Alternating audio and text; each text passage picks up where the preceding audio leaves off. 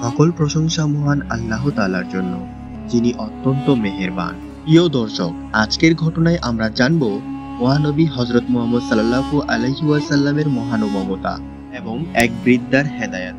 মক্কার এক বৃদ্ধা ছিলেন, যিনি মহানবী হযরত মুহাম্মদ সাল্লাল্লাহু আলাইহি ওয়াসাল্লামকে পছন্দ করতেন না। তিনি ইসলামকে অপছন্দ করতেন এবং নবী সাল্লাল্লাহু আলাইহি ওয়াসাল্লামের বিরুদ্ধে নানা অপপ্রচার করতেন। একদিন ওই বৃদ্ধা মক্কা ছেড়ে অন্যত্র চলে যাওয়ার সিদ্ধান্ত নিলেন। তিনি ভারী বোঝা নিয়ে রওনা দিলেন, কিন্তু পথ চলতে কষ্ট হচ্ছিল। ঠিক তখনই এক যুবক এসে বললেন, আপনি চাইলে আমি আপনার বোঝা বহন করতে পারি। বৃদ্ধা খুশি হলেন এবং সেই যুবককে সঙ্গে নিয়ে পথ চলতে লাগলেন। পথে যেতে যেতে তিনি যুবককে বললেন, মুহাম্মদ নামে এক ব্যক্তি আছে, যে নতুন ধর্ম প্রচার করছে।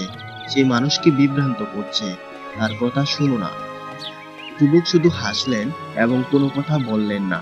যখন গন্তব্যে পৌঁছালেন, বৃদ্ধা বললেন, তোমার ব্যবহার দেখে আমি মুগ্ধ হয়েছি। তুমি কে বলো তো? যুবক বিনম্রভাবে বললেন, আমি সেই ব্যক্তি, আমার নাম মুহাম্মদ। এই কথা শুনে বৃদ্ধার চোখে পানি চলে এলো। তিনি বুঝতে পারলেন, যার বিরুদ্ধে তিনি এত কিছু বলছিলেন, তিনি সর্বশ্রেষ্ঠ চরিত্রের অধিকারী। সেদিনই তিনি ইসলাম গ্রহণ করলেন। গল্পের শিক্ষা: সদাচরণ ও সহনশীলতা মানুষের হৃদয় জয় করতে পারে। ইসলাম শুধু কথায় নয়, বরং কাজের মাধ্যমে মানুষকে আকৃষ্ট করে। বিনয় ও সহানুভূতি অন্যের মন পরিবর্তন করতে পারে।